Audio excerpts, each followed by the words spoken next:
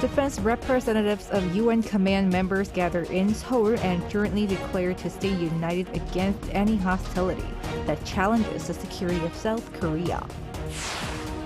In the run-up to the APEC summit in San Francisco this week, South Korean President Yoon Suk-yeol says he'll seek joint actions with world leaders against illicit military cooperation between North Korea and Russia. Also on his mind, diversifying supply chains and expanding trade.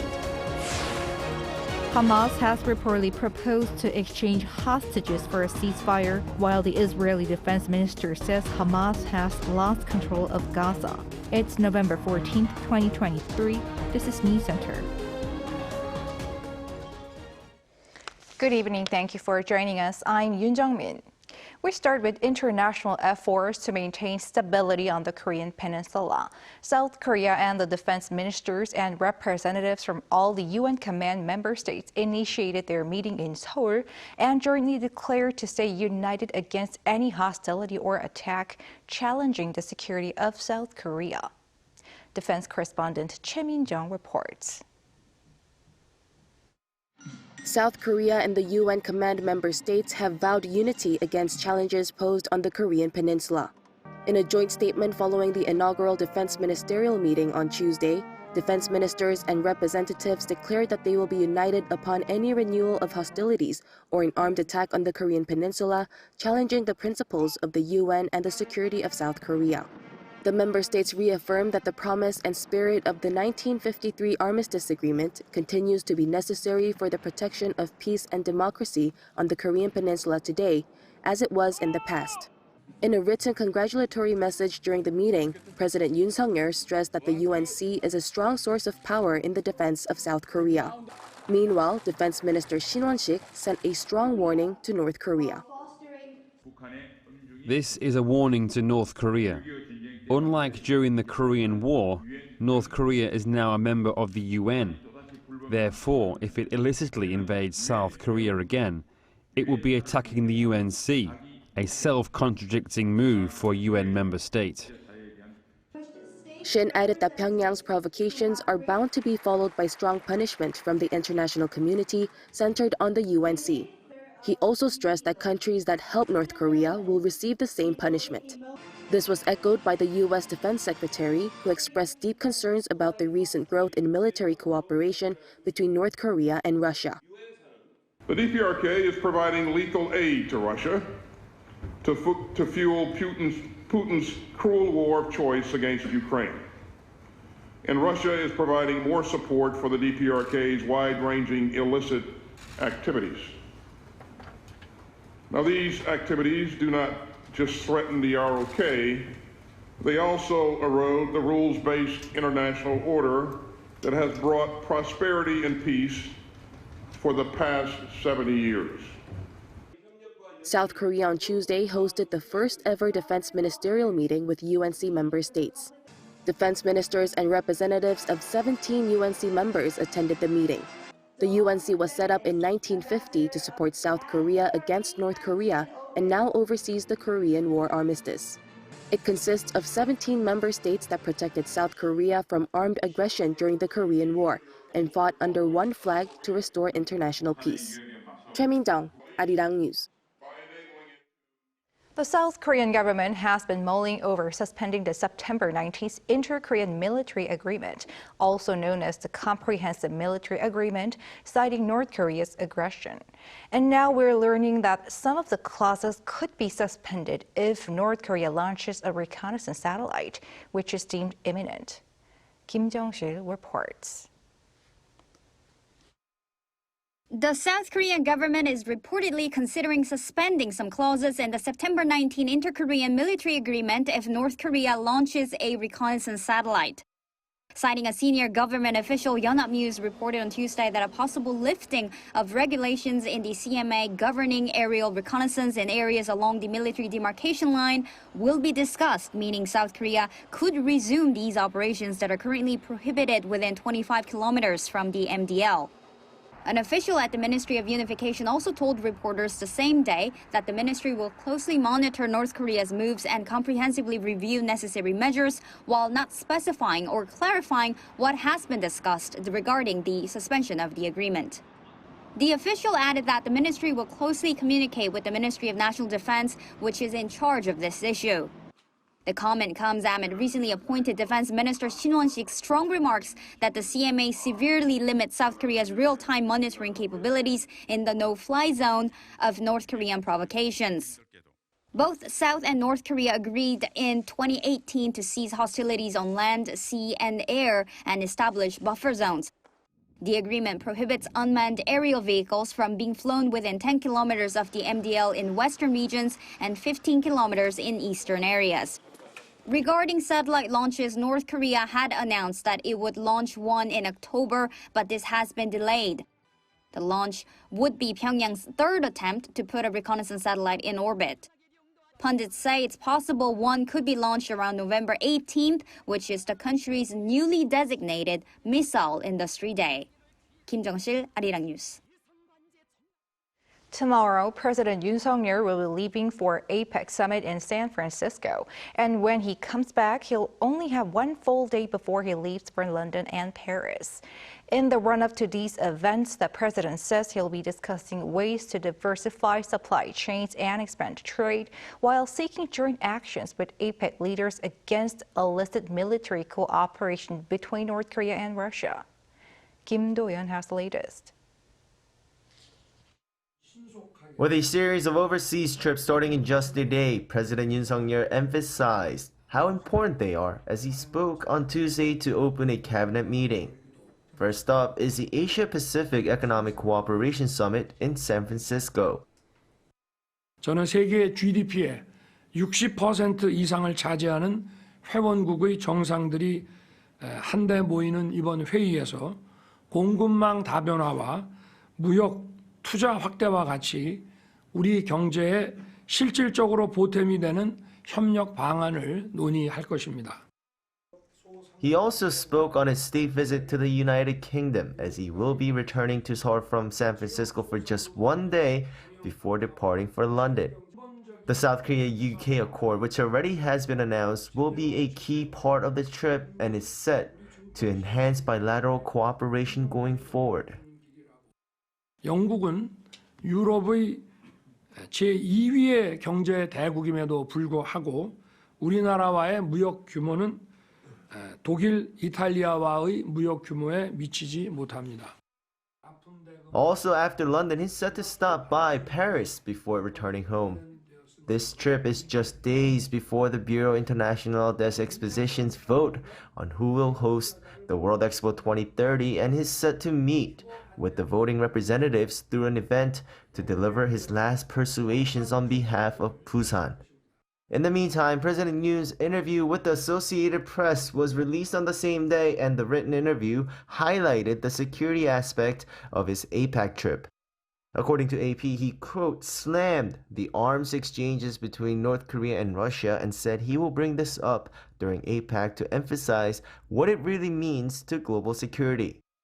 He said that current global challenges arising from the war in Ukraine, the Israel-Hamas conflict, the climate crisis, and high inflation offer an opportunity for APEC to demonstrate its leadership again by spearheading efforts to overcome crises and to spur innovation through regional cooperation. He also said to AP, reinforced countermeasures are needed if North Korea's nuclear and missile technology continues to grow, criticizing the regime's apparent weapons cooperation with Russia. Kim Do-yeon, Arirang News. Top diplomats of South Korea, the U.S. and Japan are set to meet in San Francisco on the sidelines of the APEC summit this week. Seoul's foreign ministry says Foreign Minister Park Jin will sit down for talks on Tuesday local time with his U.S. and Japanese counterparts Antony Blinken and Yoko Kamikawa. They are expected to address the growing concerns on military cooperation between North Korea and Russia, as Pyongyang is believed to have provided Moscow with weapons in exchange for technology for its nuclear and missile programs. The situation in the Middle East and economic cooperation between the three countries are also likely to be on the agenda. Also in San Francisco, this week's high-stakes meeting between the leaders of the U.S. and China on the margins of the APEC summit is expected to restore bilateral military communication channels. And China may resume purchases of a U.S. plane maker Boeing's aircraft as a sign of improvement in bilateral relations. Pei Yun-ji has more on what to expect. U.S. President Joe Biden and Chinese President Xi Jinping are expected to agree on the partial reopening of military-to-military communication channels during their meeting this week. Citing an unnamed source, Kyodo News reported on Tuesday that Biden is set to request a move and Xi is poised to accept, given that senior Chinese military officials have also supported the idea, as part of efforts to prevent miscalculations and reduce the risk of any inadvertent clashes. In a press briefing on Monday local time, the White House National Security Advisor also expressed hopes, saying China's dialogue on this issue has been constructive. Having our two militaries in communication is the way you reduce mistake, you avoid escalation, you manage competition so it doesn't veer into conflict. Earlier on Sunday, the senior White House official also said this issue of resuming military communication has been a priority for Biden. Beijing cut off military-to-military communications with Washington last year, after then U.S. House Speaker Nancy Pelosi visited Taiwan. Relations between the two countries escalated further in February, when the U.S. shot down a suspected Chinese spy balloon that flew over its territory. Also, the meeting between the two presidents is expected to lead to a sales breakthrough for a U.S. plane maker. As a report says, China may resume purchases of Boeing's best-selling 737 MAX aircraft, ending a long commercial freeze of more than 4 years. Bloomberg reported that the Chinese government is considering unveiling a commitment for the aircraft when Biden and Xi meet this week, as a signal of a recent thawing between the two countries. Deliveries of Boeing 737 MAX to Chinese airlines were halted, and the company has not made any significant sales of the aircraft following two deadly crashes in October 2018 and March 2019 that killed almost 350 people. Pei Yun-ji, Arirang News.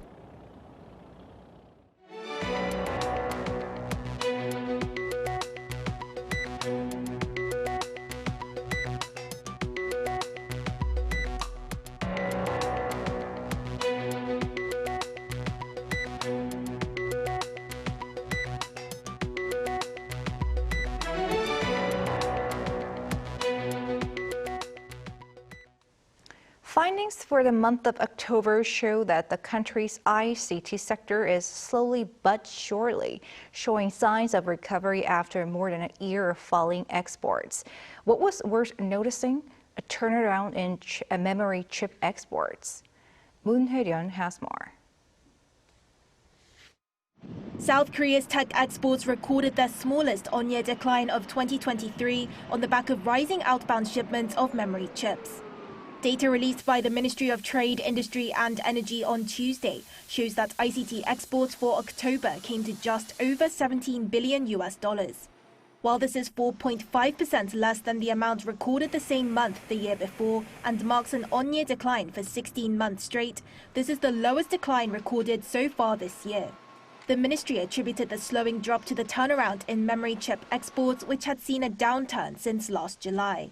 Memory chip exports in October came to just over $4.5 billion, a 1% increase in value on year as the average unit prices of DRAM and NAND flash chips have risen. It's the first time that memory chip exports, one of the country's main tech export sectors, have seen a rise in 16 months. The display sector also saw a 13% increase, coming to just under $2.3 billion, showing a consecutive incline for 3 months as mobile OLED display exports saw a rise. However, the mobile industry as a whole saw a drop of over 3% as global demand weakened, other than the premium smartphone sector, which saw a rise in exports to the US for 5 months straight. Exports of computers and telecommunication devices also fell on year by over 26% and 23% respectively, as the global economic slowdown has led to a drop in investments in infrastructure for these sectors. By country, South Korea's tech exports saw an increase in shipments to Vietnam, but a slump in shipments to China, the United States, the European Union and Japan. China is the country's biggest destination for ICT exports, responsible for over 40%. In October, semiconductor exports saw an on-year rise for the first time in 16 months as the IT industry in China showed signs of recovery. And the overall on-year decline of tech exports recorded a single-digit drop for the first time since September last year. 문혜련, Arirang News. President Yoon has urged the National Assembly to swiftly pass bills related to livelihoods issues, specifically those addressing the refurbishment of aging planned cities in the Seoul metropolitan area. During a cabinet meeting on Tuesday, Yoon emphasized the need for Parliament to expedite the special law within the year, saying it's crucial for improvements in residential environments and managing migration demands. The special act, introduced in March, outlines plans for the reconstruction and redevelopment of the nation's first-generation planned cities, including Pundong and Ilsan, located just outside Seoul. This issue was part of Yoon's presidential campaign and has been adopted as a national agenda by the Yoon administration. Over in the Middle East, Hamas has reportedly proposed a hostage swap for a temporary ceasefire deal, but whether or not Israel accepts this remains unclear. Meanwhile, the Israeli defense minister said that Hamas has lost control of Gaza. Shin Ha-young tells us more. Hamas said on Monday local time that it was ready to release up to 70 women and children held in Gaza in return for a 5-day truce with Israel. In a message on Hamas's official Telegram channel, the group said the armistice should include a complete ceasefire and humanitarian aid for the Gaza Strip. This comes after Hamas previously halted hostage negotiations when Israeli operations closed in on the Dar al-Shifa hospital in Gaza City, leaving the medical complex with thousands of patients at breaking point without electricity and water and in need of vital aid.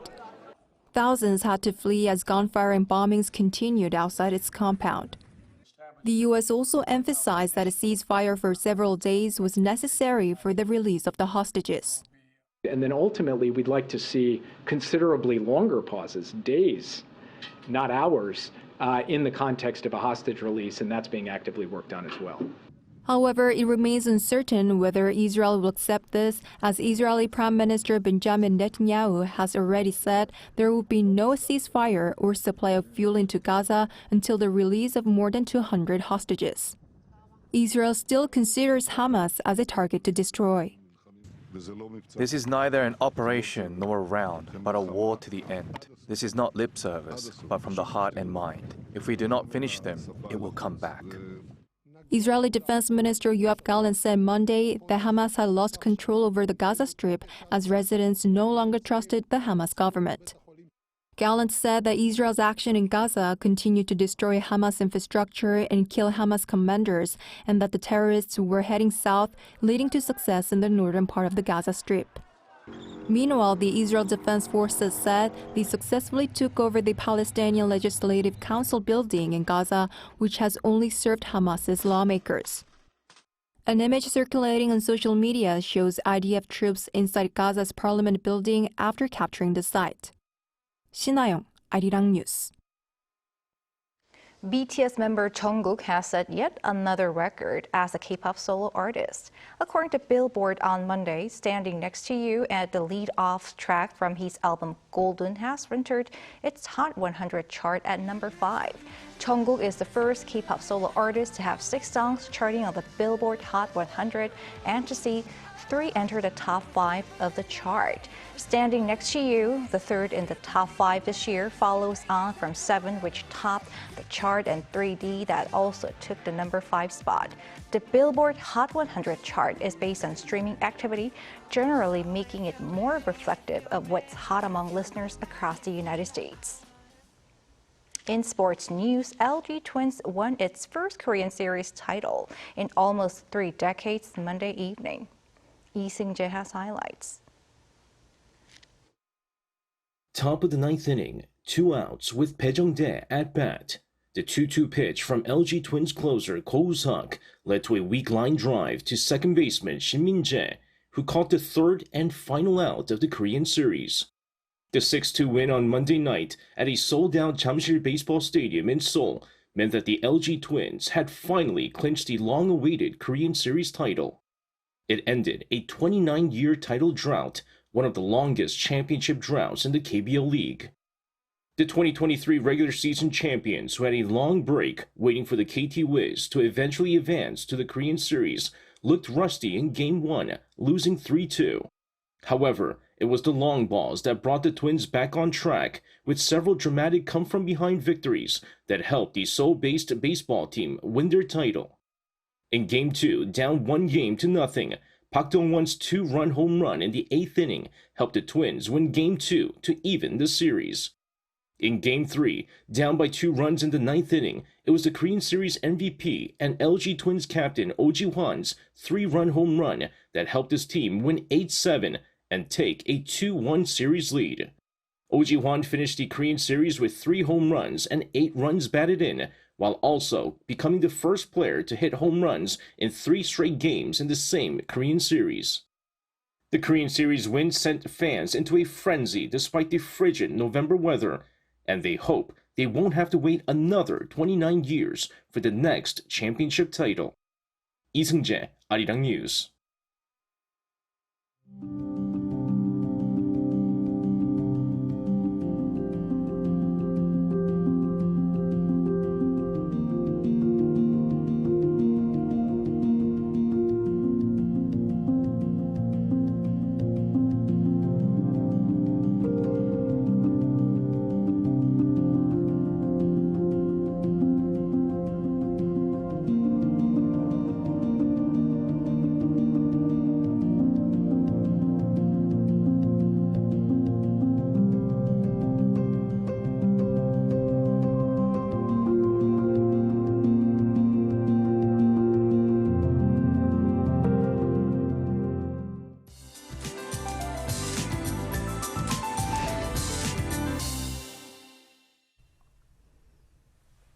Warmer spells are expected for tomorrow daytime, but wide temperature gaps will follow.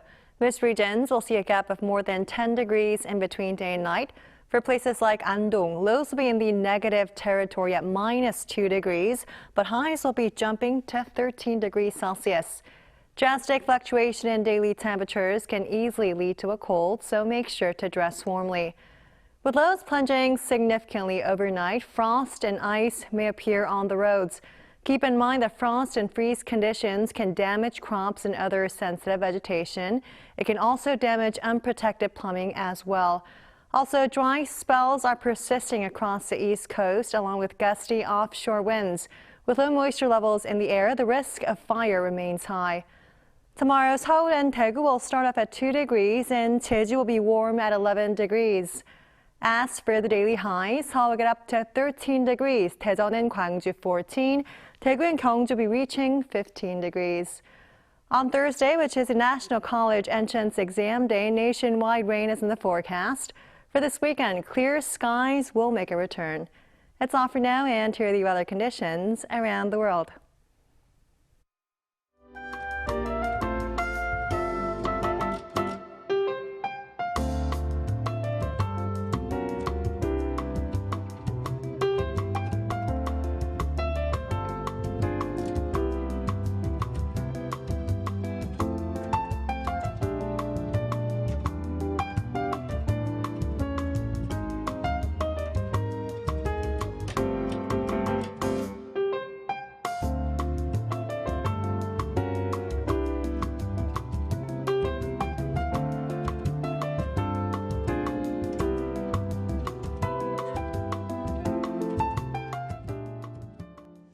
That is News Center for tonight. Thank you for watching. A panel session coming up.